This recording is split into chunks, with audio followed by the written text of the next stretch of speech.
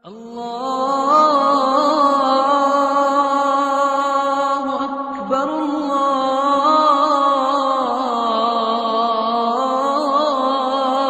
الله أكبر الله أكبر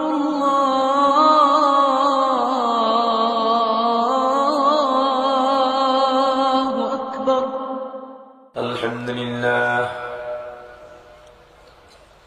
الحمد لله وكفى وسلام على عباده الذين اصطفى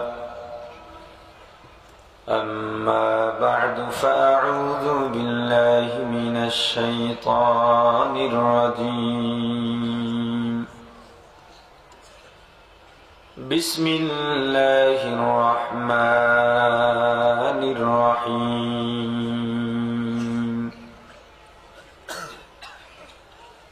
ألم تر كيف فعل ربك بأصحاب الفيل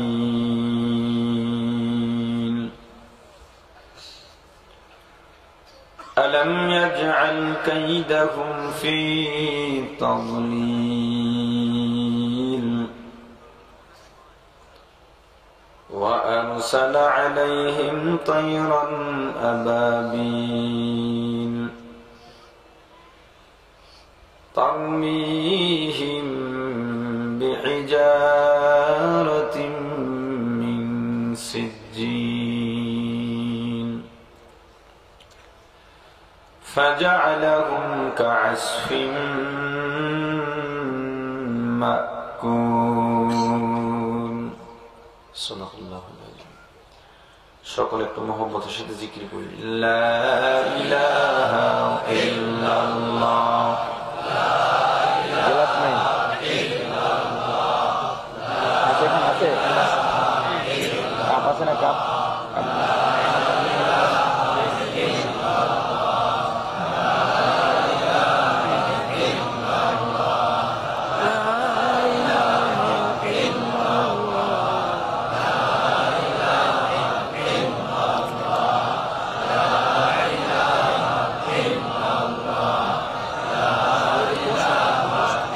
থেকে 2 চুমুক চা দেন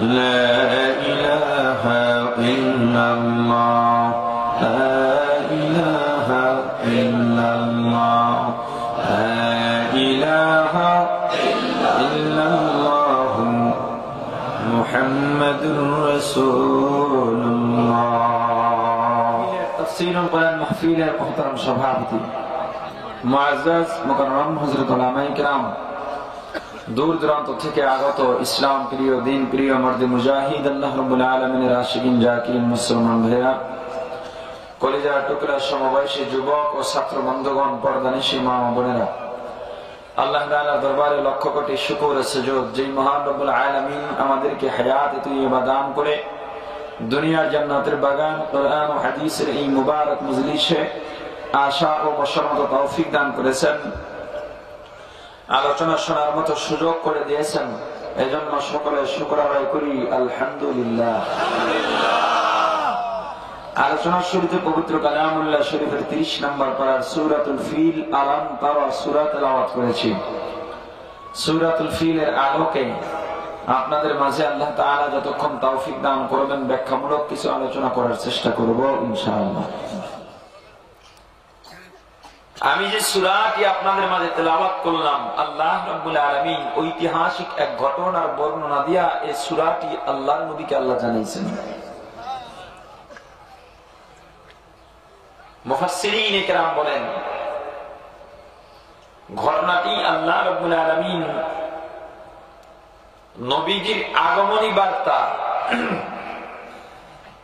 সুসংবাদ হিসেবে ঘটিয়েছিলেন নবীজি যে দুনিয়ার মধ্যে আসবেন এজন্য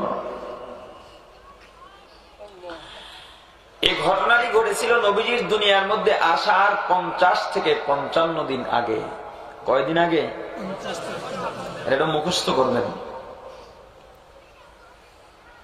হাবাসা রাজ্য যার পরবর্তী নাম হয়েছিল আবিসিনিয়া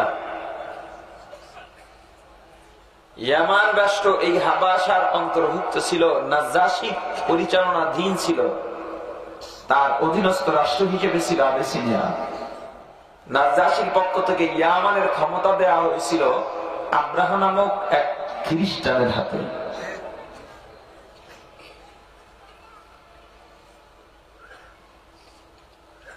আম্বিয়া কিরাম আলাইহিস সালাতু ওয়াস সালামগণ নবুয়তি প্রাপ্তির পরে তাদের পক্ষ থেকে, নবীদের মধ্য থেকে নবুয়তি প্রাপ্তির পরে যদি কোনো অলৌকিক ঘটনা ঘটে যায় সেটাকে বলে মুআজিজাত। কি বলে? এর জোরে বলেন না। আউলিয়ায়ে কেরাম থেকে যদি কোনো অলৌকিক ঘটনা ঘটে যায় সেটাকে বলে কারামাত। কি বলে? সাধারণ মানুষ আর আউলিয়ায়ে কেরাম এদের মধ্যে ব্যবধান আছে না? হক্কানি পীর মাশায়েখদের থেকে কোন অলৌকিক ঘটনা ঘটলে সেটাকে কি বলে? আর নবী আলাইহিস সালাতু ওয়াস সালাম গণে দুনিয়াতে আসার পূর্বে কোন ঘটনা যদি আগমনী বার্তায় আল্লাহ ঘটান সেটাকে বলে ইরহাসাত।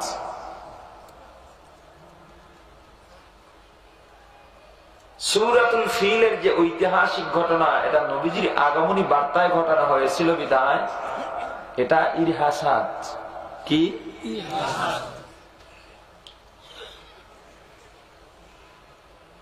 আব্রাহা ইয়ামানের ক্ষমতা পাইয়া লক্ষ্য করল ইয়ামানের হাজার হাজার মুসলমানেরা মক্কায় যায় কাবা ঘর তাওয়াফ করার জন্য, ইবাদত করার জন্য, কাবার মালিকের গোলামি করার জন্য। আব্রাহা সিদ্ধান্ত নিল কাবা ঘর তাওয়াফ করার জন্য আর কাউকে যেতে দেওয়া হবে না। ইয়ামানের রাজধানী সানআয় আমিও একটা গির্জা বানাবো জাঁকজমকপূর্ণ চাকচিক্যতার সাথে। এমন জাঁকজমক করব যে জাঁকজমক দেখে ইয়ামানের কোন মানুষ আর মক্কায় যাবে না, জীর্ণ শীর্ণ কাবার তাওয়াফ করবে না, আমাদের গির্জার তাওয়াফ করতে বাধ্য হবে। এই চিন্তা করে ইয়ামানের রাজধানী সানআয় জাঁকজমকপূর্ণ চাকচিক্যতার সাথে একটি গির্জা নির্মাণ করল। আজকে কাজ শেষ, আগামীকালকে উদ্বোধন হবে। যে মাঝখানে তো একটা সময় আছে না, রাত্রিতে কেনানা গোত্রের এক যুবক গির্জা এসে পায়খানা করে চলে গেছে।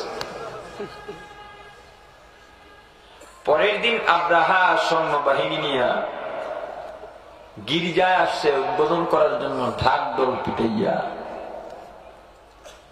কিন্তু অনেক দূর থেকেই দুর্গন্ধ পাইতেছে, সামনে যাইতেই পারে না, এত দুর্গন্ধ। আসলে একজন মানুষ যদি একটা বড় ঘরের মধ্যে পায়খানা করে এত গন্ধ আসার কথা নয়। এ ফয়সালা কার? আব্রাহা রাগ হয়ে সৈন্য বাহিনী নিয়ে চলে গেল। আর চিন্তা করলো আমরা সবাই বসবো, কে কাজ করছে তার দৃষ্টান্তমূলক শাস্তি হবে। সিদ্ধান্তে উপনীত হওয়ার আগেই আর একটা মারাত্মক খবর পেয়ে গেল। কিছু যুবক গির্জার পাশে আগুন জ্বালিয়েছিল। আল্লাহ রাব্বুল আলামিন তার কুদরত দিয়া আগুনকে বাতাসের মাধ্যমে গির্জায় লাগাইয়া গির্জা পুড়ে ভস্ম করে দিয়েছেন। ক্ষমতা কার? বাহাদুরি দেখা, রাজত্ব কার? আল্লাহ। রাজত্বের রাজাগিরি চলবে আল্লাহ, তোমার কোন রাজাগিরি চলবে না। কার রাজত্ব চলবে? ক্ষমতা কার? সকল ক্ষমতার উৎসকে চামড়ার মুখের কথা না অন্তরের কথা? তাহলে নির্বাচনের সময় আব্রাহাম লিঙ্কনের পুঁজিবাদী কুফরি গণতন্ত্রের পক্ষে ভোট দাও, কারণে মোখারাম। আল্লাহ দুনিয়াতে তোমাকে নেতা আমির জন্য পাঠান নাই, গোলামির জন্য পাঠিয়েছেন। কিসের জন্য পাঠাইলেন? রাজত্ব আল্লাহ, রাজাগিরি চলবে আল্লাহ। তুমি কে? এত ক্ষমতা দেখা। কিয়ামতের ময়দানে আল্লাহ রাব্বুল আলামিন তাহহারিয়াত সিফাতের নামের সাইনবোর্ড টানায়া ডাক দিবেন, লিমানিল মুলকুল ইয়াউম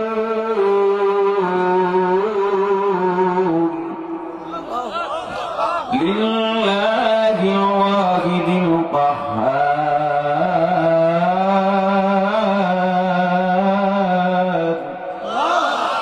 কাদরে কুদরত দারি বর কামাল আনতা রব্বি আনতা হাসবি যুল জালাল।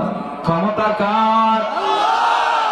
কিয়ামতের ময়দানে আল্লাহ রাব্বুল আলামিন দুনিয়ার ক্ষমতাদারদেরকে ডাক দিবেন, আয় আয় আজকে আমি আল্লাহর ক্ষমতার সামনে পারলে ক্ষমতা দেখা।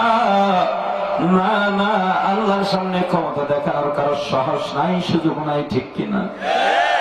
দুনিয়াতে আল্লাহ পাঠাইলেন আল্লাহর গোলামি করার জন্য, নেতামি করার জন্য নয়। আল্লাহ রাব্বুল আলামিন দুনিয়াতে কেন পাঠাইলেন? আল্লাহ জবাব দিয়া বলেন, ওয়ামা খালাকতুল জিন্না ওয়াল ইনসা ইল্লা লিয়াবুদুন।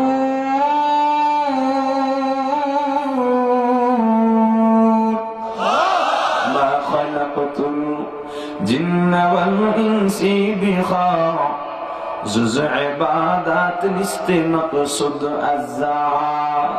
ও মুসলমান, আল্লাহ ডাক দিয়া বলেন, বান্দা আমি আল্লাহ দুনিয়ার মধ্যে পাঠাইলাম আমি মাওলার ইবাদত করার জন্য, গোলামি করার জন্য। নামাজের মধ্যে আমরা প্রত্যেক রাকাতে আল্লাহর কাছে স্বীকারোক্তি দিই, আল্লাহ আমি তোমার গোলাম, তোমার গোলামি করি, তোমার ইবাদত করি, তোমার কাছে সাহায্য চাই। নামাজ থেকে বের হইয়া দুনিয়ার গোলামিতে লিপ্ত হয়ে যায়, ঠিক কিনা? ও মুসলমান, প্রত্যেক নামাজের প্রত্যেক রাকাতের মধ্যে সূরাতুল ফাতিহা আলহামদু সূরা পড়ি কিনা? আসতে কম যে প্রত্যেক নামাজে সূরা ফাতিহা আছে না নাই? আর জোরে বলেন, আছে না নাই? জানাজার নামাজে আসেনি? এক দলে কয় আছে, আর এক দলে কয় নাই। ঝগড়া তো জায়গায় শুরু। জানাজার নামাজে আছে, তাহলে কেন বললেন সব নামাজে সূরা ফাতিহা আছে? এই জন্য তথাকথিত আহলে হাদিস মাযহাবীরা দলিল দেয়, লা সালাতা ইল্লা বিফাতিহাতিল কিতাব।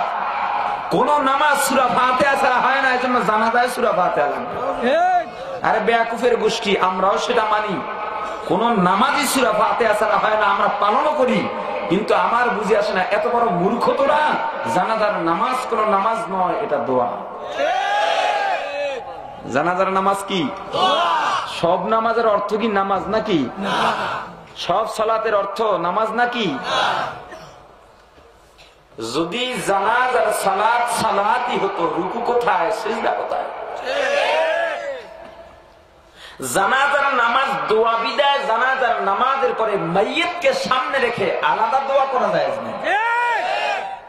যদি নামাজই হইতো তাহলে দোয়া করাও জায়েজ থাকতো, কারণ ফরজ নামাজের পরে দোয়া জায়েজ নাই? জায়েজ আছে না, খালি ফরজ নামাজের পরে দোয়া করা মুস্তাহাব। কেউ বাড়াবাড়ি করলে তখন সেটা মাকরুহ হবে, বাকি ফরজ নামাজের পরে দোয়া করা কি মুস্তাহাব। সুন্নাত নামাজের পরে তো কথাই নাই। তাহলে জানাজার নামাজ যদি নামাজ হতো, মাইয়াতকে সামনে রেখে দোয়া করাও জায়েজ থাকতো। জানাজার নামাজ কি নয়? নামাজ নয়, এটি দোয়া। তো প্রত্যেক রাকাতে আমরা সূরাতুল ফাতিহা পড়ি না? নামাজের মধ্যে স্বীকার করি, আল্লাহ আমি তোমার গোলাম, তুমি আমার মুনিব, তোমার কাছে সাহায্য চাই। ইয়াকা না'বুদু ওয়া ইয়াকা নাস্তাঈন।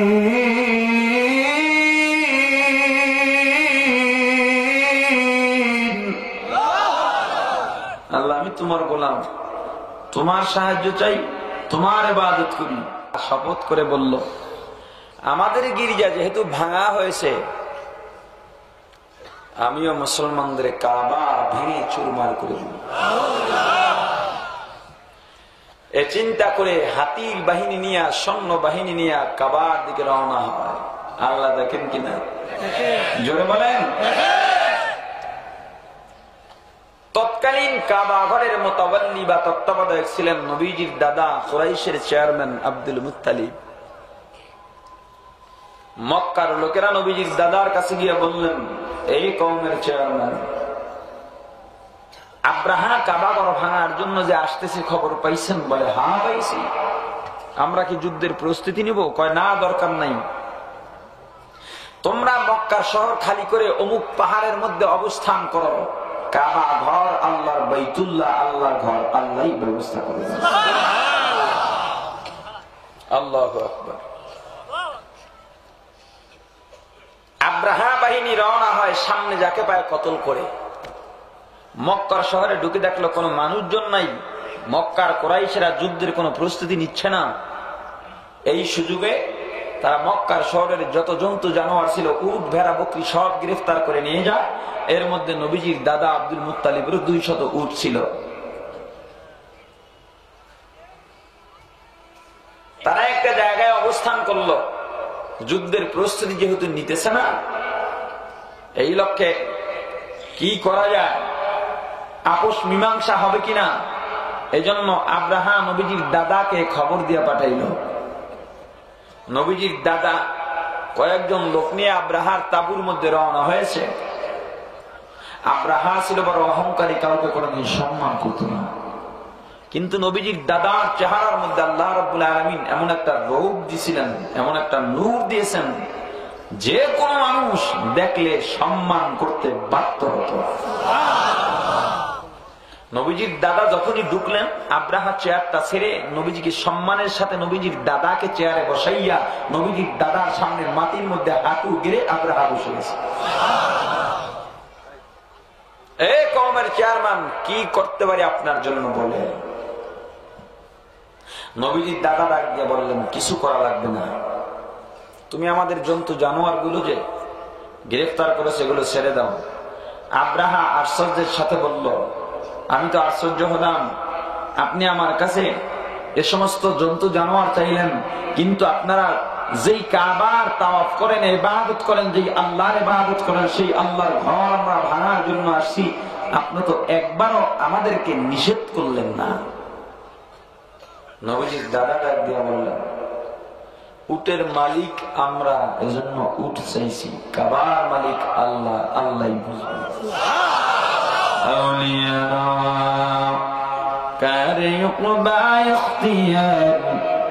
জাহেলারা করে দুনিয়া ইখতিয়ার, মুমিন বারায় দুনিয়া দোজখ আস্ত, কাফের বারায় দুনিয়া জান্নাত আস্ত। আশিকারা মিল্লাত মাযহাব জুদা আস্ত, আশিকারা মিল্লাত মাযহাব খুদা আস্ত। মিয়ানে আশিক মাশুক রামজিস্ত, কিরামান কাতিবিন রাহম খবর নিস। ও মুসলমান, আকাশেতে লক্ষ তারা, এক চাঁদের আলোরে হাজার মানুষের একজন আল্লাহ বলা ভালো। আল্লাহর ওলিদের ধ্যান ধারণা একটু আলাদাই হয়, ঠিক কিনা? সাধারণ মানুষের মধ্যে, আউলিয়া কেরামের মধ্যেও ব্যবধান আছে, তবে এমন কিছু বাংলার জমিনে ওলি আছে, শুধু বাংলা ওলি নয়, বিশ্ব ওলি। কি ওলি? হাক্কানি আল্লাহ ওয়ালার মধ্যে, সাধারণ মানুষের মধ্যে বড় ব্যবধান আছে। ওই বিশ্ব ওলি সাধারণ মানুষের মধ্যেও ব্যবধান আছে, তবে ব্যবধানে ব্যবধানে একটু ব্যবধান আছে। ব্যবধানে ব্যবধানে কি আছে? খাঁটি আল্লাহ ওয়ালাদের সাথে সাধারণ মানুষের সাথে ব্যবধান। আল্লাহ ওয়ালারা তাহাজ্জুদ পড়ে, আমরা ঠিকভাবে তাহাজ্জুদ পড়ি না, অনেক সময় চেষ্টাও করি না। আল্লাহ ওয়ালারা মিথ্যা বলে না, আমরা মিথ্যাও বলি। আল্লাহ ওয়ালারা হারাম খায় না, আমরা হারামও খাই। আল্লাহ ওয়ালারা তাকবীরে উলাও কাজা করেন না, আমরা জামাতেরও গুরুত্ব দিই না। আল্লাহ ওয়ালারা খাস পর্দা করেন, আমরা খাস পর্দা করি না, ঠিক কিনা? এবার বিশ্ব ওলির সাথে সাধারণ মানুষের একটা ব্যবধান দেখো, তথাকথিত বিশ্ব ওলি। বিশ্ব ওলির মাথার মধ্যে চুলের জট, সাধারণ মানুষের মাথায় চুলের জট নাই। বিশ্ব ওলির গায়ের মধ্যে সালার চোট, সাধারণ মানুষের গায়ে সালার চোট নাই। বিশ্ব ওলির হাতের মধ্যে গাঞ্জার পট, সাধারণ মানুষের হাতে গাঞ্জার পট নাই। এ মুসলমান ইমানদার, আকাশে উড়িলে যদি হইতো বড় আউলিয়া, সবার ময়নাটিয়া পানিতে ভাসিলে যদি হইতো বড় পীর সর্বাপেক্ষা বড় পীর কসব কবি গর্ব সুরাত আদমি ইনসাবুদি আহমদ আবু জাহল হাম পেশাবুদে। একরকম দেখলেই এক বলা যাবে না, ঠিক কিনা? আর বলেন এ মুসলমান, নবীজি দাদারা দিয়া বললেন এ নাফরমান, উটের মালিক আমরা, এজন্য উট চাইলাম, কাবার মালিক আল্লাহ, এটা আল্লাহই বুঝবেন, আল্লাহ রক্ষা করবেন। নবীজির দাদার উটগুলো ছেড়ে দেওয়া হয়। নবীজির দাদা কওমের চেয়ারম্যান আব্দুল মুত্তালিব সৈন্যবাহিনী নিয়ে চলে আসেন। মক্কার পাশে এক উঁচু পাহাড়ের মধ্যে তারা অবস্থান করেন। আব্রাহা রওনা হয় কাবা ঘর ভেঙে দেওয়ার জন্য। আল্লাহ দেখেন কিনা, জোরে বলেন। যত বড় ষড়যন্ত্রকারী হও, সবচেয়ে বড় ষড়যন্ত্র নস্যাৎকারীর নাম কি? আব্রাহা রওনা হয়। আল্লাহ রাব্বুল আলামিন নবীজির নবুয়তের পরে একটা ঐতিহাসিক ঘটনাকে সূরাতুল ফিল নাযিল করে জানা দিলেন। আলাম তারা কাইফা ফাআলা রাব্বুকা বিআসহাবিল ফিল আলাম ইয়াজআল কাইদাহুম ফি তাদলিল।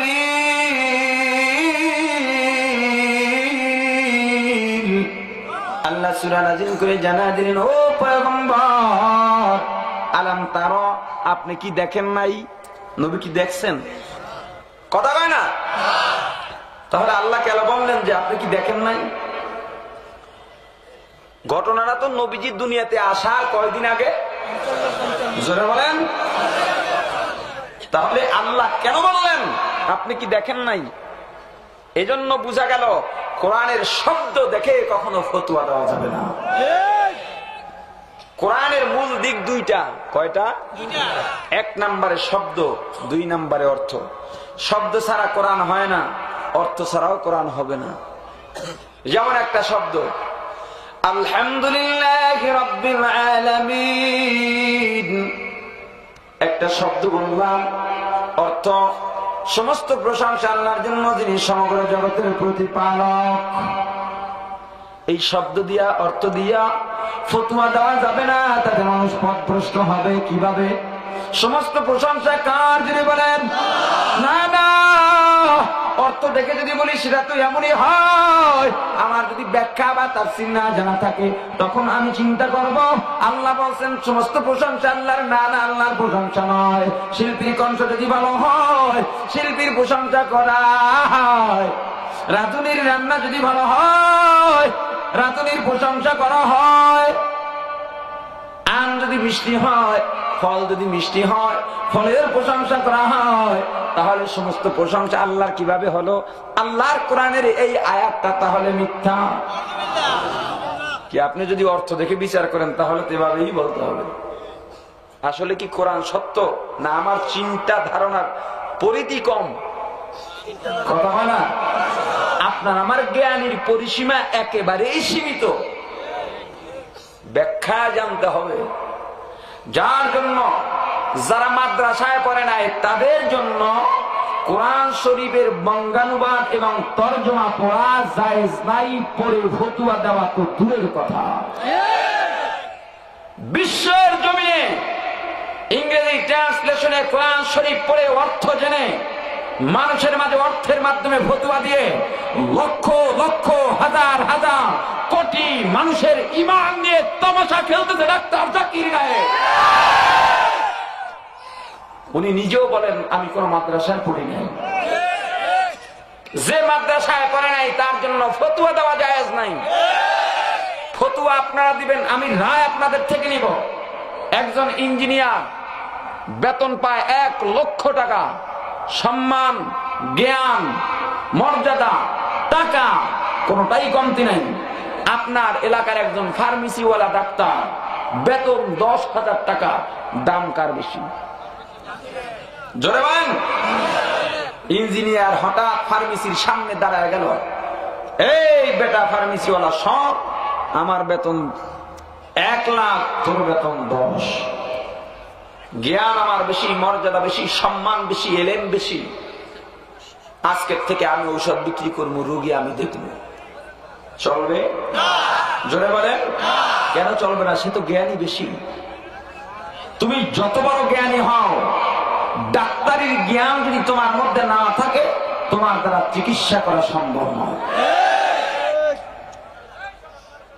ডাক্তার জাকির নায়েক দিনের দাওয়াত দেন, ভালো কথা, সাধুবাদ, ধন্যবাদ। কারণ আল্লাহ সবাইরই খলিফা বানাইছেন, দিনের দাওয়াত যে কেউ দিতে পারেন, কোনো বাধা নাই। কিন্তু আপনার জন্য ফতোয়া দেওয়া জায়েজ নয়। কোরআনের বঙ্গানুবাদ দেখে কি করা যাবে না? জোরে বলেন, ব্যাখ্যা জানতে হবে। আফসোস, আর কতকাল ঘুমাবেন আপনারা? কতদিন ঘুমিয়ে থাকবেন? আপনাদের গাজীপুরের ভাওয়াল, মির্জাপুরের তালহা গার্মেন্টস এলাকায় আপনি কালেমা নিয়ে বসে আছেন, কালেমার দাওয়াত দিতেছেন, জিহাদের ময়দানে আপনি নাই, অথচ আপনার কালেমা বন্ধের ষড়যন্ত্র চলছে। সেই 2.5 থেকে 3 মাস আগে ওখানে এক স্থানীয় মসজিদের জুমার দিনে লামাযাবির এক খতিব মসজিদের মেম্বারের মেহরাবের উপর থেকে পবিত্র কালেমা শরীফ থেকে নবীজির নামটা কেটে দিয়ে ফতোয়া দিয়েছে, লা ইলাহা ইল্লাল্লাহু মুহাম্মাদুর রাসূলুল্লাহ। এই কালেমা যারা পড়বে তারা মুশরিক হয়ে যাবে। তার প্রতিবাদ করায় আমাদের প্রায় 7 জন ইমামের উপরে সন্ত্রাসীদের অতর্কিত হামলা চালানো হয়েছে। একজন আলেম ইমাম মাদ্রাসার মুহতামিম দীর্ঘ 1 মাস হাসপাতালের মধ্যে পড়েছিলেন। আর আপনি ঘুমাইতেছেন, আপনি ঘুমাচ্ছেন। আপনার সন্তানকে সবার শুরুতে শিক্ষা দেওয়া হয় লা ইলাহা ইল্লাল্লাহু মুহাম্মাদুর রাসূলুল্লাহ। যেই কালেমার উপরে ঈমান মবনি, কোন মুশরিক, বেদিন, কাফের মুসলমান হতে হলে যেই কালেমার সিঁড়ি পা রেখে যেই কালেমার সিঁড়ি বেয়ে উঠতে হয়, সেই কালেমা নিয়ে ষড়যন্ত্র চলছে। কালেমার থেকে নবীজির নাম বাদ দেওয়া হয়েছে। আমি মনে করি তারা কালেমার থেকে নবীজির নাম বাদ দিয়ে স্বঘোষিত মুরতাদ লতিফ সিদ্দিকীর যে অন্যায় কোথাও কম করে নাই। ওদের ফাঁসি যদি দিতে হয় তাদের ফাঁসি দিতে হবে।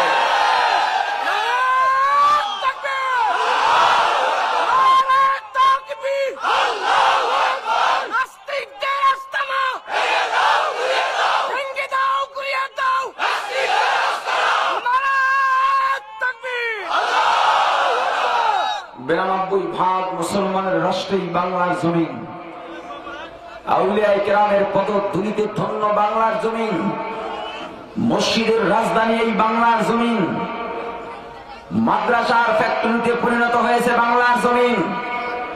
সারা বাংলার জমিনের মুসলমানের জাগরণ তৈরি করতে হবে, প্রতিরোধ গড়ে তুলতে হবে, প্রতিবাদ করতে হবে, সারা বিশ্বের দরবারকে দেখিয়ে দিতে হবে এই বাংলার জমিন শাহপরানের জমিন, শাহজালালের জমিন, সৈয়দ ইসহাক ফজলুল করিমের জমিন, উলামায়ে কেরামের জমিন।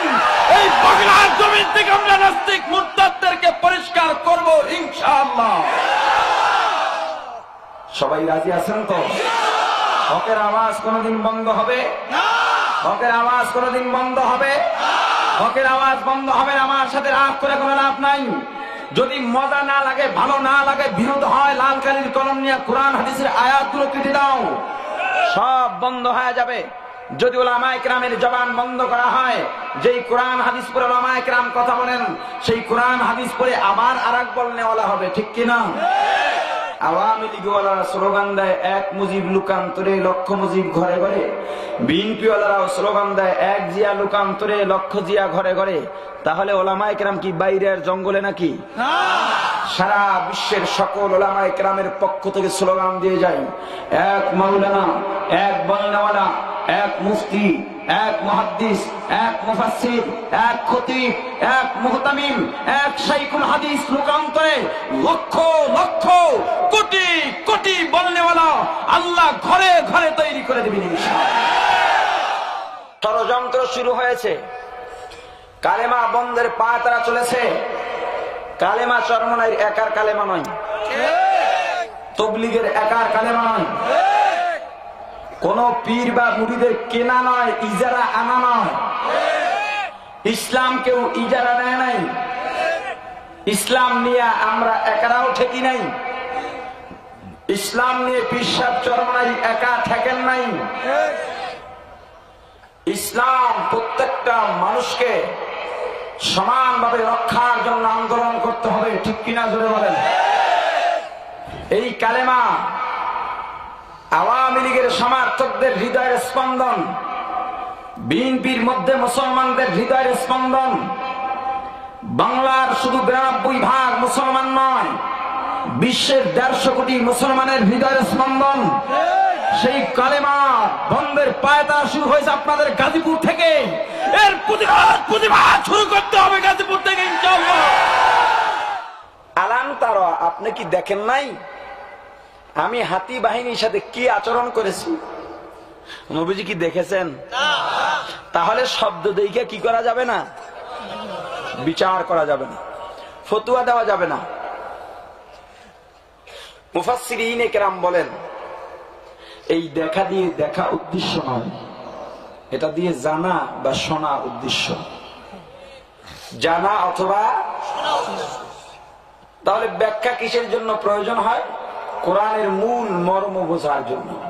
সমস্ত প্রশংসা কার? অথচ আমরা দেখি দুনিয়ার মানুষের প্রশংসা হয়। তাহলে আল্লাহর কোরআনের সাথে বাস্তবতার সাথে মিল কোথায়? এই মিলটা খোঁজার জন্য, জানার জন্য তাফসীর, ব্যাখ্যা বা মূল তত্ত্ব লাগবে। শিল্পী যে গান গায়, কণ্ঠ কি নিজের থেকে নিজে পাইছে? অর্জন করছে না কেউ দান করছেন? কে দান করছেন? আমের মধ্যে যে মিষ্টতা, এটা নিজের থেকে আম অর্জন করছে না কেউ দান করেছেন? কে করছেন? তাহলে বস্তু বা মানুষের যতই প্রশংসা করি না কেন, মূলত এরা প্রশংসার দাবি নয়, যেহেতু এগুলোর দানকারী আল্লাহ, অতএব সমস্ত প্রশংসার মালিক কে? এজন্য ব্যাখ্যা জানতে হবে। আলাম তারা কাইফা ফাআলা রাব্বুকা বিআসহাবিল ফিল।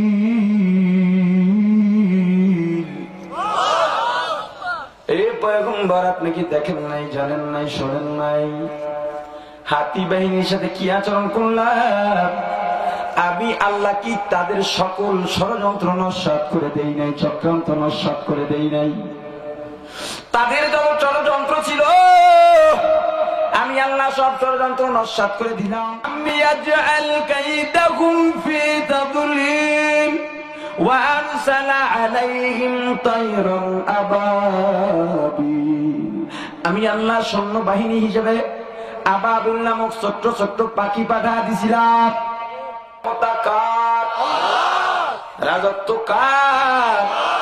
ও মুসলমান ইমানদার গোলাম, রাজত্ব আল্লাহর। অথচ যখন বলা হয় সমস্ত ক্ষমতার মালিক জনগণ, তখন আমরা তো সেটাকেই মেনে নেই। তাহলে আপনি কেমন মুসলমান হলেন? হুজুর বড় দুঃখে আছি, দোয়া কইরেন। কি দোয়া করতাম? চেয়ারম্যানের সামনে দাঁড়াইছে, চোখের পানি 2 ফোঁটা ছেড়ে দিছে। ভোট না দিয়া পারি নাই, কিন্তু ভোটটা দিয়া ভুল করছি। কেন? প্রতিশ্রুতি দিছিল ক্ষমতায় আসবে, টিউবওয়েল দিব, রাস্তা দিব, ব্রিজ দিব, পুকুর কাটবো, মাদ্রাসা দিব, মসজিদ দিব, কিন্তু কিছুই দেয় না। বরং মাদ্রাসা, মসজিদ, স্কুল, কলেজে যা আয় সব খায়। আর ভোট দিতাম না তো কি করবেন? আগের ডারে দিব আগামী বছর। তা আগেরটা ভালো আছিল নি? কয় না, হিডা এরম হইস। তাহলে আগের ডার দিয়ে লাভ কি? যেটা আছে হিডাই ভালা। কত না কপাল পড়া মুসলমান। এ মুসলমানের কত ঘুমাবি? একজন টুপিওয়ালা আল্লাহওয়ালা চেয়ারম্যান বানাও। আল্লাহর কসম, আল্লাহর কসম, আল্লাহর কসম, অন্তত তোমার কাজ যদি সব না হয়, টুপিওয়ালা দিয়া একটা গরিবের হক নষ্ট হবে না। আবার অনেকে কয় হুজুররা ক্ষমতা দিয়া কি করবে? হুজুররা ক্ষমতায় না গেলে দেশের মধ্যে ইনসাফ প্রতিষ্ঠা করবে কারা? হ্যাঁ, ইনসাফ যদি পাইতে চাও হুজুরদের ক্ষমতা লাগবে। দুনিয়াদার ক্ষমতাদার দিয়া, যারা দুনিয়াদার তাদেরকে ক্ষমতায় বসাইয়া কোনদিন তুমি শান্তির আশা করতে পারো না। আবার বলে হুজুর আপনাদেরকে ভোট দিলে আপনারা তো ক্ষমতায় যান না। কি মনে করছো আমরা কি বোকা? না না, তোমার মতো যদি ওলামায়ে কেরাম ডাক্তারি লেখাপড়া করতো, তোমার মতো ডাক্তার হইতে পারতো। যদি ইঞ্জিনিয়ারিং লেখাপড়া করতো, ইঞ্জিনিয়ার হইতে পারতো। ও মুসলমান ইমানদার, ওলামায়ে কেরাম বোকা নয়, আমরাও জানি। আমরা যদি এখন হাত পাখা মার্কায় পিছাব চরমনাইকে একটা ভোট দেই, এত সকালেই ক্ষমতায় যাবে না, এটা আমরাও জানি। তবু কেন ভোট দেই জানো? ও মুসলমান ইমানদার, আল্লাহর ওয়ালি, যখন পয়গম্বর ইব্রাহিম আলাইহিস সালাতু ওয়াস সালামকে নমরুদ আগুনের মধ্যে ফেলায়, ক্ষুদ্র আকারের একটা প্রাণী ব্যাঙ যতদূর আগুনের কাছে আসতে পারে সেখানে এসে প্রসাব করে দেয়। নমরুদ তিরস্কারের ভাষায় ডাক দেয়া বলে, বোকা ব্যাঙ, তোর মতো নির্বোধার মূর্খ হইতে পারে না। তোর সাধারণ প্রসাবে আমাদের আগুন নিভবে না, বরং আমার দুনিয়ার মধ্যে যত পানি আছে সব পানি জমা করেও যদি এই কুণ্ডলীর মধ্যে ঢালা হয়, আমার আগুন নিভবে কিনা সন্দেহ। কারণ জানো আমার আগুনের তাপ কত? আগুনের কয়েক কিলোমিটার দূর দিয়া যদি পাখি আসমান দিয়া উড়ে যায়, পাখা পুড়ে পুড়ে জমিনে পড়ে মরে যায়। ব্যাং ডাক দিয়া বলে, নাফরমান, আমি তো বোকা নই, বরং বোকা তুই। আমি বোকা না, কারণ আমিও জানি আমার প্রসাবে আগুন নিভবে না। তবে আল্লাহ দেখুক আমি কার পক্ষে আছি। কিয়ামতের ময়দানে আল্লাহ যদি জিজ্ঞাসা করেন, বান্দা ইসলাম কায়েমের জন্য কি করছো? আল্লাহকে বলতে পারবো, আল্লাহ আমার হাতে ক্ষমতা ছিল না, টাকা পয়সা ছিল না, একটাই মাত্র অধিকার ছিল ভোট। আয় আল্লাহ, ভোটটা আমি ইসলাম কায়েমের জন্য তোমার পক্ষে দিছি। আল্লাহ যদি চায় এই একটা ভোটের উসিলায় আমাদেরকে জান্নাত দিয়ে দিতে পারে। সেই ক্ষমতা আল্লাহর আছে না নাই? আরো জোরে বলেন। এই মুসলমান, চরমনাইয়ের বিরাজ করতে আসি নাই, চরমনাইয়ের থেকে বেতন পাই না। চরমনাইয়ের অন্ধভক্ত আমি নই। চরমনাই পিশাবদের সামনে মাথা নত করে বসে থাকে, এটা আমার দুর্বলতা নয়। কেন বা দুর্বলতা থাকবে?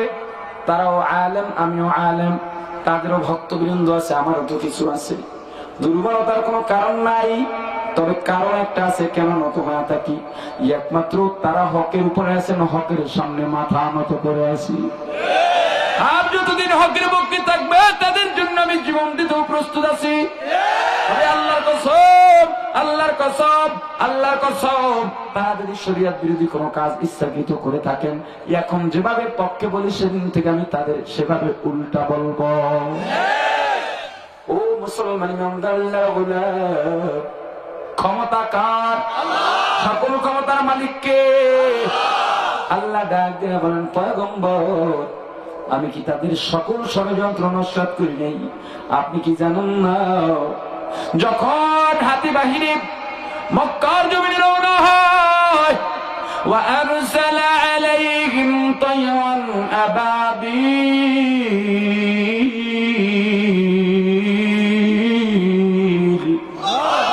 আবাবিল নামক ছোট্ট ছোট্ট পাখি পাঠায় দিলাম, যাদের ঠোঁটের মধ্যে একটা পাথর ছিল, দুই পায়ের মধ্যে দুইটা পাথর ছিল। এক একজন আবাবিল নামক পাখি নামের সৈন্যরা এক একজন তিনটা করে পাখি পাথরের কণা নিয়ে আসছে, কঙ্করের কণা নিয়ে আসছে।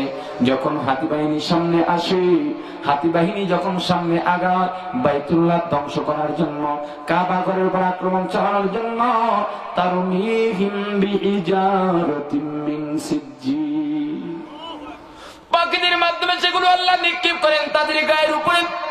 সৈন্য বাহিনীর উপরে গুলির মতো বর্ষণ হয়, যার যেখানে পরে অপর প্রান্ত থেকে ভেদ হইয়া বের হয়ে যায়।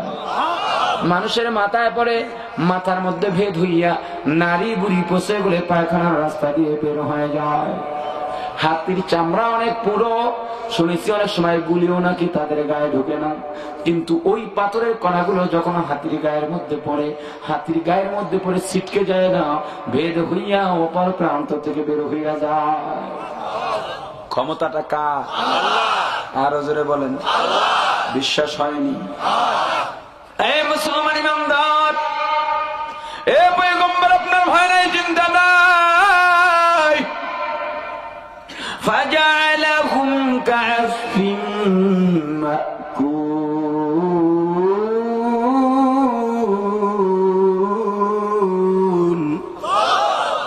হাতি বাহিনীকে সেরকম চিবানো ঘাসের ন্যায় তুলোধুলো করেছি। এই ক্ষমতা দেখাস না, ক্ষমতা দেখাস না, কয় টাকার মালিক হইছ? না না, বাহাদুরি করে কোনো লাভ হবে না। মুসলমান বাংলাদেশের ক্ষমতাধর, মাথার মধ্যে টুপি আছে, মুখের মধ্যে দাঁড়িয়েছে, মন্দির উদ্বোধন করতে গিয়া মোনাজাত দিছে। ধর্ম ব্যবসায়ী কারে কও? তোমরাই তো বড় ধর্ম ব্যবসায়ী, ঠিক কিনা? নির্বাচনের আগে মাথার মধ্যে টুপি দেয়, নির্বাচনের আগে গায়ের মধ্যে জুব্বাও পরে, কি সুন্দর ওয়াজ করে। আমি বেশি বক্তৃতা দিব না, আপনারা ওলামায়ে কেরামের ওয়াজ শুনবেন। আমি আসছি দোয়া নিতে, আপনাদেরই সন্তান, আপনাদের খেদমত করব। ওয়াজ মাইরা গেছে, টুপিও মাথায় আছে, গায়ের মধ্যে জুব্বাও আছে। নির্বাচন শেষ, টুপিও খুঁজা পাওয়া যায় না, জুব্বাও খুঁজা পাওয়া যায় না। আবার ঈদের সময় পোস্টার লাগায় দেয়, পবিত্র ঈদুল আজহা, ঈদুল ফিতর ও শারদীয় দুর্গা পূজার শুভেচ্ছা।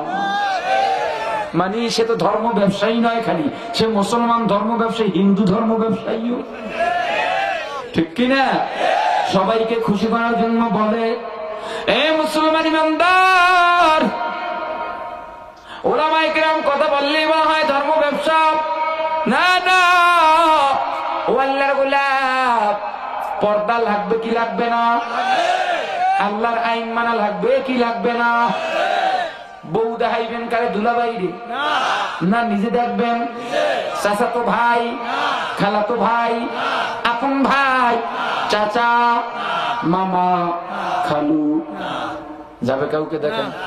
যদি রাগ করে, কোন আমল করলে আত্মীয় স্বজন বেজার হয় না, খাস পর্দা করতে গেলে মা বাবাও বেজার হয়। আফসোস, হিন্দুরা অভিযোগ দেয় মুসলমানদের কারণে আমরা পূজা ঠিকভাবে করতে পারি না।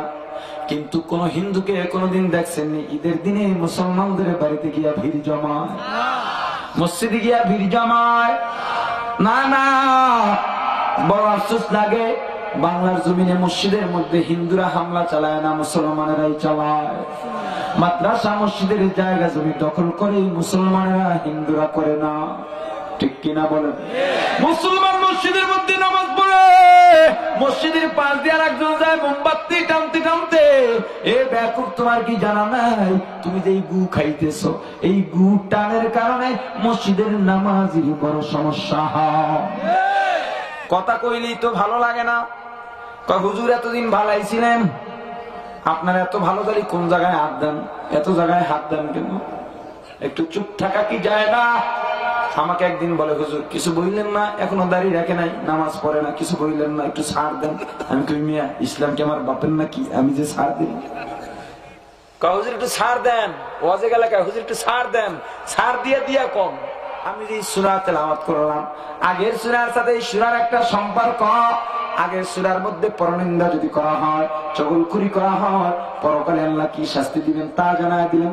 আমার তেলাওয়াতকৃত আয়াতগুলোর মধ্যে সূরার মধ্যে আল্লাহ জানায় দিলেন, শুধু পরকাল নয়, ইহকালের মধ্যেও আল্লাহর বিধান লঙ্ঘনের শাস্তি আছে, পরকালে তো আছেই। এ মুসলমান, শিক্ষা গ্রহণ করো। আর কত ঘুমাইবারে? আল্লাহর বিধান লঙ্ঘন করা যাবে না, আল্লাহর আইন মানা লাগবে কি লাগবে না? নবী সাল্লাল্লাহু আলাইহি ওয়াসাল্লাম, الدنيا بالفضائل لا بالمسائل، أو كما قال النبي عليه الصلاة والسلام. وقال النبي صلى الله عليه وسلم: كن في الدنيا كأنك غريب أو عابر سبيل، أو كما قال النبي عليه الصلاة والسلام. الدنيا مزرعة الآخرة، हकीकत से तो दुनिया बेखबर है, दुनिया की नुमाइश पर नजर है। मम्मी गोयाम कि आज दुनिया जुदा बाश, बहर कारे के बाशी बा खुदा बाश। सिस्त दुनिया आज खुदा गाफिल बुदन, नए कमाशों पर हो फर जिंदसान। दुनिया में हो दुनिया का तलबगार नहीं हो, दुनिया में हो दुनिया का तलबगार नहीं हो। दुनिया में हो दुनिया का तलबगार नहीं हो, बाजार से गुजर हो खरीदार नहीं हो, बाजार से गुजर हो खरीदार नहीं हो, जागाजी लगान के दुनिया नहीं है, ये इबरत की जाग तमाशा नहीं है, ये इबरत की जाग तमाशा नहीं है। भाबिया करियो काज करिया भाबियो ना, দুনিয়ার রং তামাশার জায়গা নয়। এত বুঝানোর পর মানুষ বুঝলি না, বুঝবি কবে মরণের পরে কোনো কাজ হবে না।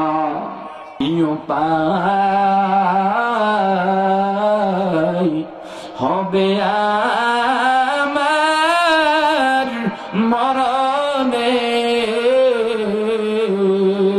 কি উপায় যে হবে আমার কবরে, সাথী নাই রে বাতি নাই রে কবরে, কেমনে থাকব অন্ধকার কবরে, কেমনে থাকব অন্ধকার কবরে। ও মুসলমান, কি চিন্তা করছো? দুনিয়ার যাদেরকে আপন বড় করো কেউ তো আপন না। দুই একদিন কান্নাকাটি করে সবাই ঘুমাবে, বাকি তোমার জীবনটা কেমনে যাবে চিন্তা করছো? মুসলমান, নিজের কামাই করে নিজে কবরে যাও, না হয় উপায় নাই। বাহাদুরি করিও না।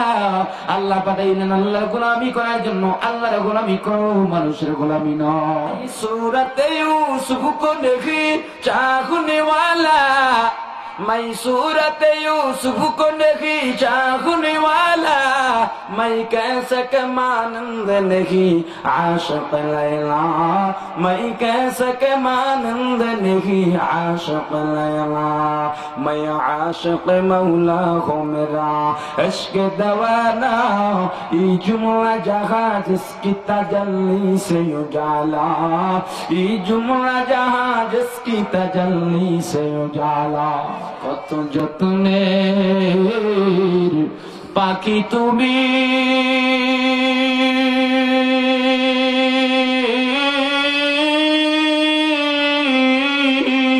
কাজল বারান্টিয়া,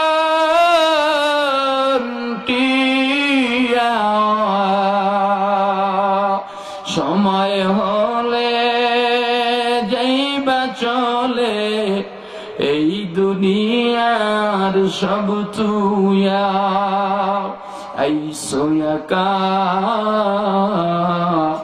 যাইবা একা,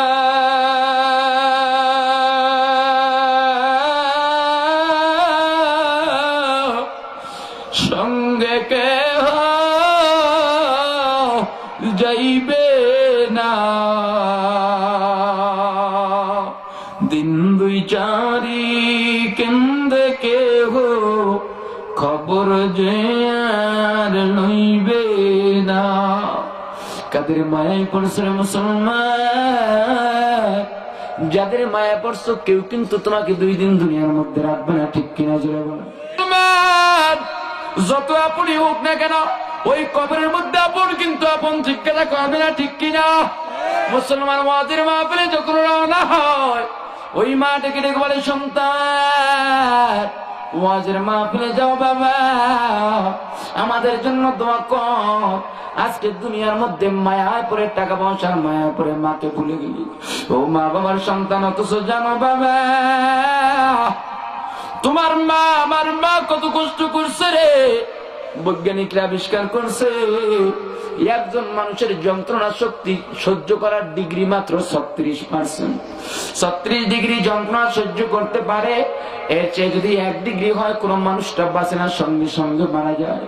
একজন মা যখন সন্তান ভূমিষ্ঠ হয়, সন্তান যখন মায়ের গর্ভের থেকে দুনিয়ার মধ্যে আসে, তখন একজন মায়ের যন্ত্রণার ডিগ্রি থাকে 52 থেকে 54। ওই মা সন্তান ভূমিষ্ঠ হওয়ার আগে স্ত্রী স্বামীর কাছে বিদায় ডাক দিয়ে বলে, স্বামী গো, যন্ত্রণা সহ্য করতে পারি না। কোন দিন জানি দুনিয়াটা ছেড়ে চলে যায়, আমি যদি মারা যাই আমার সন্তানকে দেখি, আমাকে মাফ করে দিও। সেই যে কতটা বছর হয়ে গেছে, আত্মীয় স্বজন মা বাবা ছেড়ে তোমার করে আসলাম, কত কষ্ট দিছো, অত্যাচার করছো, গালি দিছো, খাওয়াইয়া রাখছো, না খাওয়াইয়া রাখছো রে, এরপরেও তোমার খবর ছেড়ে যাই নাই। ও স্ত্রী স্বামী, একবারও চিন্তা করছো নি যে বিবিকে তুমি আনলা, কার ঘরের মেয়ে কি তোমাকে আপন বানায় নিল? কোন মেয়েটা তোমাকে একদিনের মধ্যে আপন বানাইছো? মা বাবা কত কষ্ট করে লালন পালন করলেন, এই সন্তানকে বিনা শর্তে তোমার হাতে তুলে ধরে আজকে বাড়ির মধ্যে আইনা তাকে কাজের মেয়ের মতো প্রেসার দাও, কারণটা কি? গরুর মতো জানোয়ারের মতো পিটাও, কারণ কি? অথচ বাবা মা যখন মেয়েটাকে বিদায় দিবে, না না মাও নাই বাবাও নাই, বাবাকে খুঁজে পাওয়া যায় না, মাকে খুঁজে পাওয়া যায় না, মেয়ের চাচা ভাইকে খুঁজে মাই বিদায় দিবা, কোথায় গেলা কোথায় গেলা কোথায় গেলা? খুঁজতে খুঁজতে গিয়া দেখে জঙ্গলের মধ্যে বাবা একটা গাছকে জড়ায় ধরে কান্দে। ভাই টান মারছে, সুরাইতে পারে না, ভাই তোমার মেয়েকে বিদায় দাও। বাবা চোখের পানি তুই কান্দার বলে, বাইরে যা, তোরা যা, বিদায় দে। এতদিন লালন পালন করে কলিজার টুকরা কেমনে বিদায় দিই বল? মা দরজাটা বন্ধ করে কান্দে। সন্তানকে যখন নিয়ে যায় মা জানালা দিয়া ওই পথের দিকে তাকায় তাকায় কান্দে। ও স্বামীর দল, তোমার বিবি তোমার জন্য এত কষ্ট করে, তুমি অসুস্থ হয়ে গেলে বিবি ঘুমায় না, সারা রাত্র তোমার খেদমত করে, এরপরও বিবির উপর অত্যাচার চালাও। তোমার মতো জালিম অত্যাচারী আর দুনিয়ার মধ্যে হইতে পারে না। ওই মা কত কষ্ট করলো, এরপরেও মা অধিকাংশ মা বেঁচে যাক।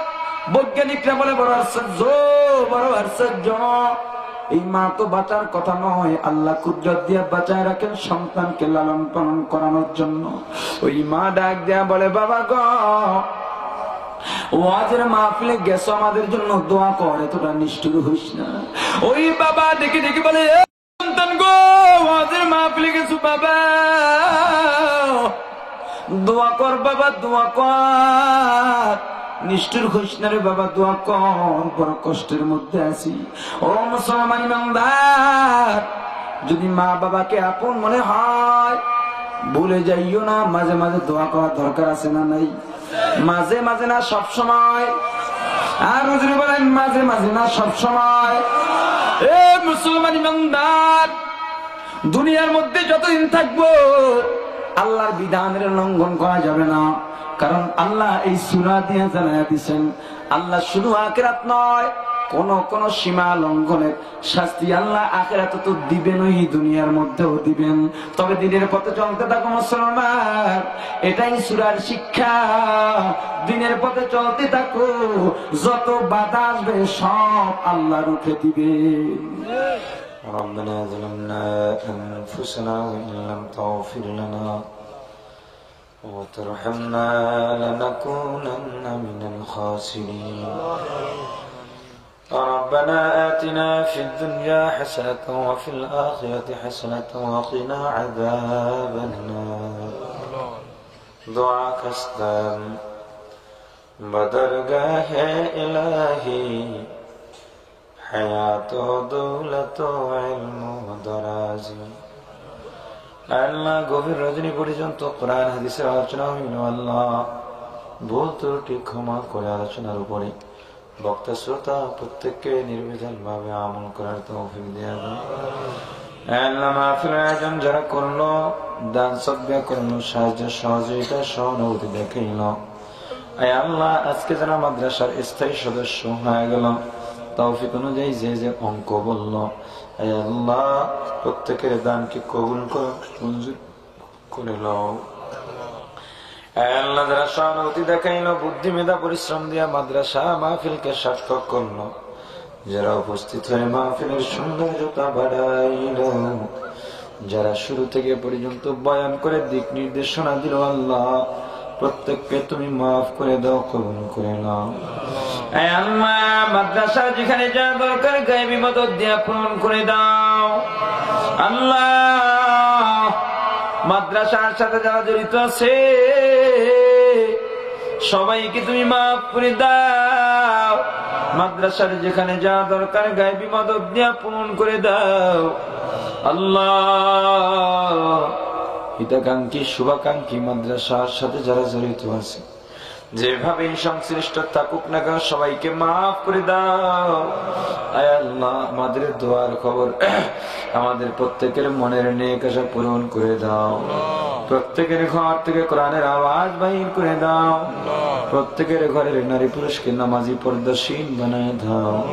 চুরি ডাকাতির থেকে হেফাজত করো। জালিমের জুলুম হিংসরে হিংসা মৃত্যুকের মিথ্যা ও অহংকারীর অহংকার মুনাফিকের নিফাকির থেকে হেফাজত করো। যারা মিথ্যা মামলা শিকার মিথ্যা মামলা থেকে মুক্তি দাও। আয় আল্লাহ জালিমের জুলুম থেকে হেফাজত করো। আল্লাহ যারা অভাবে স্বভাব দূর করে দাও। ঋণগ্রস্তের ঋণ পরিশোধ করার তৌফিক দিয়ে দাও। আয় আল্লাহ রাব্বুল আলামিন যারা অসুস্থ আছে অনেকে দোয়া চাইছে মাবুদ গো অসুস্থকে পুরো সুস্থতা দিয়া দাও।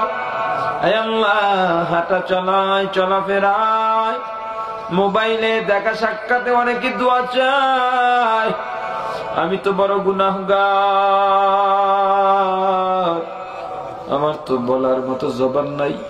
আল্লাহ আমি কিভাবে বলবো? মাবুদ গো এতগুলা মানুষ হাত উঠাইলাম যার হাত দুখানা তোমার কাছে পছন্দ করিয়া যারা দোয়া চাইছে আমরা যারা আছি সবাইকে মাফ করে দাও। আয় আল্লাহ অনেকে প্রবাসী আছে প্রবাসী ভাইদেরকেও বিপদ মুক্ত রাখো কবুল করে নাও। আল্লাহ অনেক দাতা অনেক মাদ্রাসার হিতাকাঙ্ক্ষী দোয়া চাইছে সবাইকে তুমি মাফ করে দাও। আজকের মাহফিলে যারা অগ্রণী ভূমিকা পালন করছে মাওলা সবাইকে মাফ করে দাও। আল্লাহ চাকরিজীবী ভাই দোকানদার ভাই ব্যবসায়ী ভাই কর্মজীবী জেলে ভাই মজদুর ভাই কৃষক শ্রমিক যে যেই সেক্টরে কাজ করে প্রত্যেকের কাজের মধ্যে বরকত দিয়া দাও। আল্লাহ হালাল রুজি কামাই করার তৌফিক দিয়ে দাও। আমাদের দোয়ার খবর তাজদারে মদিনা নবী আকরাম সাল্লাল্লাহু আলাইহি ওয়াসাল্লামের রওজা মুবারকে পৌঁছে বাবা দম থেকে আসমান পর্যন্ত যত মুমিন মুমিনাত মুসলিম মুসলিমাত অন্ধকার কবরে চলে গেল প্রত্যেকের রূহের উপরে সওয়াব পৌঁছে দাও। হে আল্লাহ বিশেষ করে হাত উঠাইলাম যার মা নাই বাবা নাই প্রত্যেকের মা বাবার কবর গুলো জান্নাতের বাগান বানিয়ে আল্লাহ যার মা নাই বাবা নাই অন্তরে বড় ব্যথা রে আল্লাহ ইলিশ মাছ দিয়া খানা খাইতে বসছে গোস্ত দিয়া খানা খাইতে বসছে ভাতের লোকমা মুখের কাছে উঠাইছে হাতের থেকে লোকমাটা পড়ে গেছে দুই চক্ষু দিয়া টপ টপ করে বৃষ্টির মতো পানি পড়া শুরু হয়েছে। ওই বিবি ডাক দিয়ে বলে স্বামী কান্দেন কেন খাবেন না? বলে না বিবি খাইতে মনে চায় না। কেন খাবেন না? ও বিবি আমার মা বাবা মৃত চেহারা দুইটা চোখের সামনে বেশি এ বিবি তুমি তো জানো না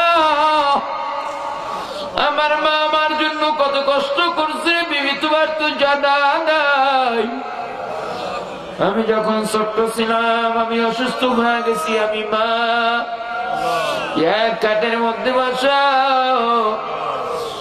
আমি ঘুমায়া গেছি। আমি অসুস্থতার কারণে আমার মা সারারাত্র ঘুমায় না। সকালে ঘুম থেকে জেগে দেখি মা আমার পাশে বসা। ডাক দিলাম মা গো তুমি এখনো কেন ঘুমাও না? মা আমাকে কোলের মধ্যে টেনে বলে বাবা তুই অসুস্থ তোকে রাইখা কেমনে ঘুমায়?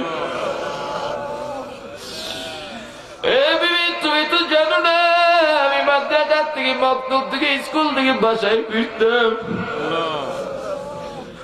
গিয়ে দেখলাম প্লেটের মধ্যে খানা। আমার বোনের চেহারাটা শুকায় গেছে, মায়ের চেহারাটা শুকায় গেছে। আমি খানা খাইতে বসে জিজ্ঞাসা করলাম, মা গো তুমি খাইছো নি? এ বোন তুমি খাইছো নি? বলে হ্যাঁ আমরা খাইছি, তুমি খাও। কিন্তু আমার বড় সন্দেহ হইছে,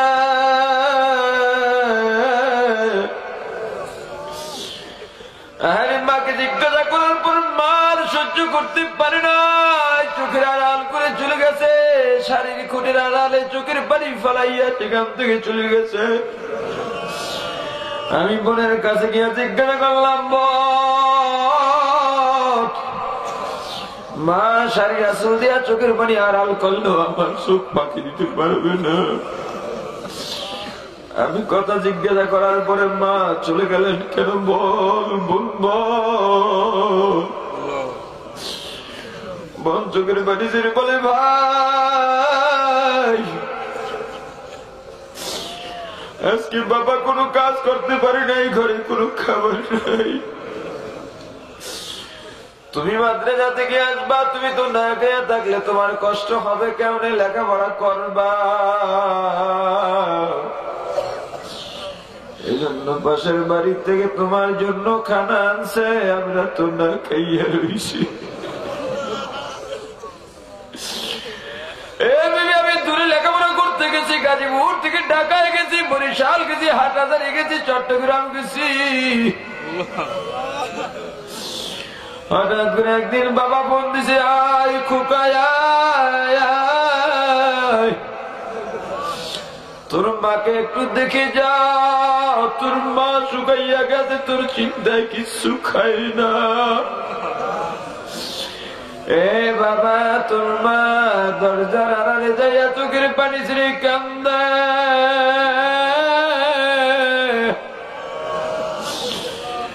আরে তোর মা দরজায় গিয়া তোর পথের দিকে তাকাইয়া তোর অপেক্ষায় থাকে বাবা।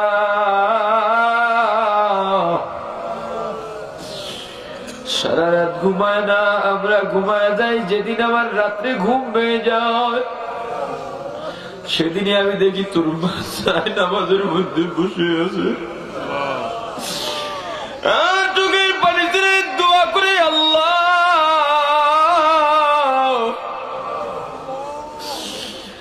আমার কলেজের টুকরা সন্তান দূরে লেখাপড়া করে চাকরি করে, ব্যবসা করে রে আল্লাহ, আমার সন্তানকে কষ্ট দিও না। যদি দিতে চাও সন্তানের যন্ত্রণা স্বভাবে মাকে দাও, তবু আমার সন্তানকে তুমি সুস্থ রাখো রে আল্লাহ। আমি সহ্য করতে পারি না রে বাবা। রমজানের ঈদেও বাড়িতে আসো নাই, কুরবানির ঈদেও বাড়িতে আসো নাই। এ বাবা, ঈদের দিনগুলোতে আমি সবার মুখের মধ্যে আজি দেখছি, কিন্তু তোর মায়ের চোখে দেখছি পানি। ঈদের দিনে সবাই আনন্দে হই হুল্লার করে, আমি হঠাৎ তাকায় দেখি তোর মাকে কোথাও দেখা যায় না।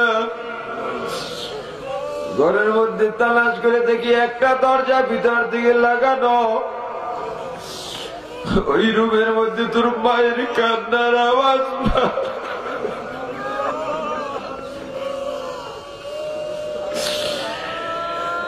এ বাবা,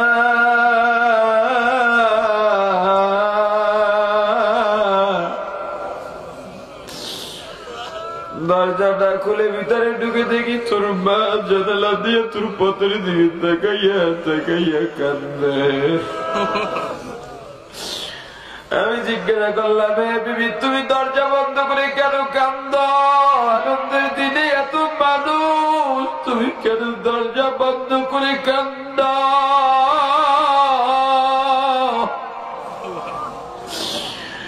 তোর মা আমাকে জড়াইয়া চিল্লা কান্দার বলে, স্বামী গো কি করে বুঝাই কি করে বুঝাই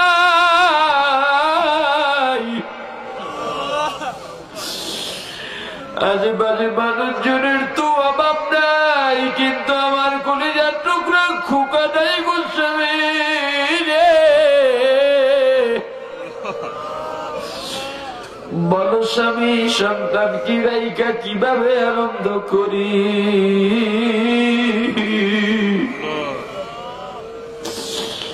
এই মায়ের সন্তান, ওই মায়ের জন্য কি দরদ লাগে না? মা কিন্তু কবর থেকে তোমার দিকে তাকাইয়া রইছে। আমার বাবা আমার জন্য কত কষ্ট করছে তোমার তো জানা নাই। আরে বিবি, আমাকে বাবা সকালে বক্তব্যে নিয়ে যাইতেন, মাদ্রাসায় নিয়ে যাইতেন। বাবার কাঁধের মধ্যে দেখছিলাম উজ্জ্বল, পেটের মধ্যে মাঝে মাঝে গামছা দিয়া বান্ধা। বাবাকে মাঝে মাঝে জিজ্ঞাসা করতাম, বাবা তুমি এগুলো নিয়ে কোথায় যাও? পেটের মধ্যে কেন গামছা দিয়ে বাঁধছো? আরে বাবা কোনো জবাব দিতেন না, মাঝে মাঝে চোখের পানি ছেড়ে কাঁদতেন। একদিন মায়ের কাছে জিজ্ঞাসা করে জানতে পারি, ও মা, বাবাকে জিজ্ঞাসা করলে বাবা জবাব দেয় না, বরং চোখের পানি ছেড়ে কেন কাঁদে?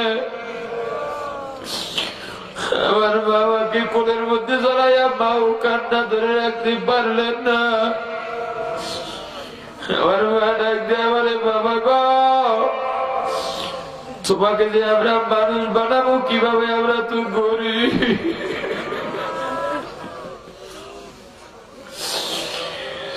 আমরা তো গরিব।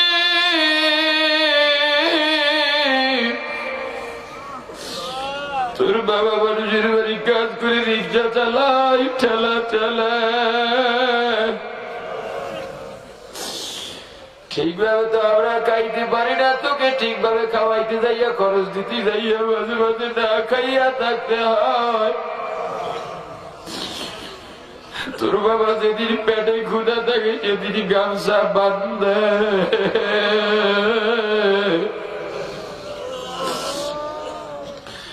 পেটে ক্ষুধা নিয়ে কাজ করা যায় না রে বাবা।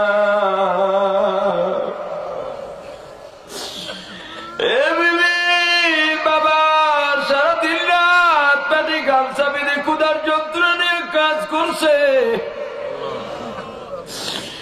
গভীর রাত্রে বাড়িতে ফিরছে, আমি ডাক দিদি, বাবা চকলেট আনছনি, মজা আনছনি বাবা। আমি এত বড় নিষ্ঠুর ছিলাম, একবারও বাবার চেহারার দিকে তাকাই নাই। আমি বড় স্বার্থপর ছিলাম রে বিবি, কিন্তু আমার বাবা কত দয়াবান। আমার বাবা আমার সাথে রাগ করে নাই। সেই গভীর রাত্রে আমি সন্তানের চাহিদা পূরণ করতে যাইয়া দৌড়াইয়া বাজারে চলে গেছে। দোকানগুলো বন্ধ, গভীর রাত্রে চাহিদা মেটানোর জন্য দোকানের মালিককে উঠাইয়া, মালিকের ঘুম ভাঙানোর কারণে মালিক তো গালাগালি করে, কিন্তু আমার বাবা মালিকের পায়ে পড়ছে, আমার কারণে অন্যের পায়ে পড়িয়া ছোট হইয়া আমার চাহিদা পূরণ করছে।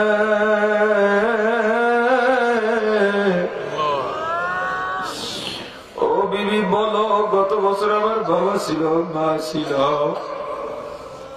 2 বছর 5 বছর আগেও তারা ছিলেন, আজকে নাই। তাদের চেহারা দুইটা আমার চোখের সামনে ভেসে উঠছে। এ বিবি, এত বড় ডেমোগ্রাম কেমনে হই বল? ওই মা বাবার মাথার গাম পায়ে ফেলানো, রক্ত পানি করা কামাই দিয়ে বিল্ডিং উঠাইয়া ঘুমাই। বৃষ্টির দিনে এই বিল্ডিং এর ছাদের পানি, ঘরের চালের পানি গড়াইয়া গড়াইয়া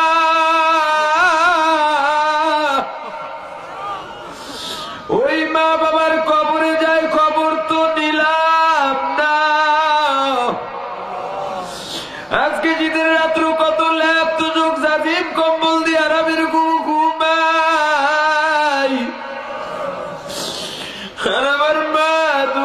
পাক্কা 5 লাখ 5 খানা সাদা কাপড়ের প্যাকেট বানাইয়া আমার বাবাকে 3 খানা পাতলা সাদা কাপড়ের প্যাকেট বানাইয়া এমন জায়গায় রাখছি বিবি একটা বিছানাও নাই। এ বিবি কাইতে মনে চায় না, তোমারও তো মা নাই বাবা নাই। ও পর্দালের মা, যার মা নাই বাবা নাই, একটু চোখের পানি দিলে দোয়া করুন মা। ও যুবক ভাই, ও বিধবা বাবাজি, ও জোয়ান ভাই, ও আলেম, ও আলেম, আজকে এত সম্মান পাই একমাত্র মা বাবার দোয়ার কারণে। মা বাবার জন্য একটু চোখের পানি দিলে দোয়া করো। ওই মা বাবা কিন্তু অসর্বত তোমার দিকে তাকাইয়া রইছে। মা বাবাকে মাহরুম করিও না। আল্লাহ তাকাই দেখো কোন সন্তান মা হারাইয়া বাবা হারাইয়া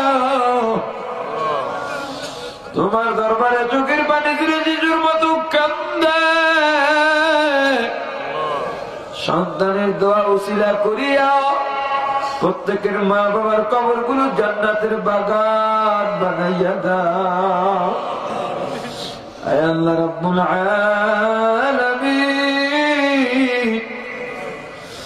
আমাদের যাদের অনেক মা বোনেরা আত্মজিৎ জানি না মাওলা, ওই মা বোনের সংসারে শান্তি দাও, মনের নেকালা পূরণ করে দাও, স্বামী স্ত্রী মিল মোহাব্বত বাড়া দাও, নেক সন্তান দান করো। আমাদের আত্মীয় স্বজন, দাদা দাদি, নানা নানি, শ্বশুর শাশুড়ি, ভাই বন্ধু, পাড়া প্রতিবেশী, মুতাল্লিকিন, মুহিব্বিন, উস্তাদ শাগিদ, পীর মুরিদ, স্বামী স্ত্রী যারা অন্ধকার কবরে চলে গেল, প্রত্যেকের রুহের উপরে সোয়াব পৌঁছাইয়া দাও। আমরা যারা বেঁচে আছি নেখায়াত দারাজ করো, ঈমানকে মজবুত করে দাও, নির্ভেজাল নেক আমল বেশি বেশি করার তৌফিক দিয়া দাও। আল্লাহ 16 জানুয়ারি আমাদের মারকাজুত তাকওয়ার মাহফিলকে তুমি কবুল করো। আল্লাহ আমি বড় গুনাহগার,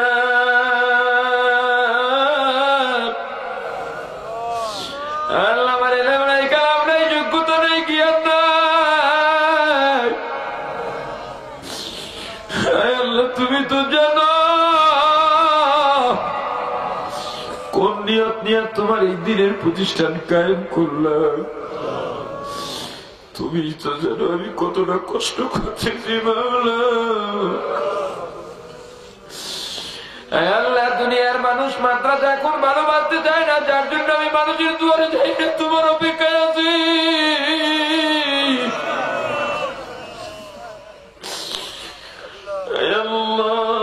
তুমি মাদ্রাসাকে দিনের জন্য কবুল করো, তাকওয়ার মারকাজ হিসেবে কবুল করো।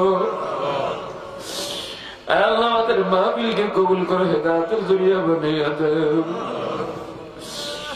আল্লাহ আমি কারো কাছে যাই নেই, তোমার দরবারে হাত তুলে তুমি তারাইয়া দিও না। আল্লাহ যেখানে যা দরকার গায়বী মদদ দিয়ে পূরণ করো।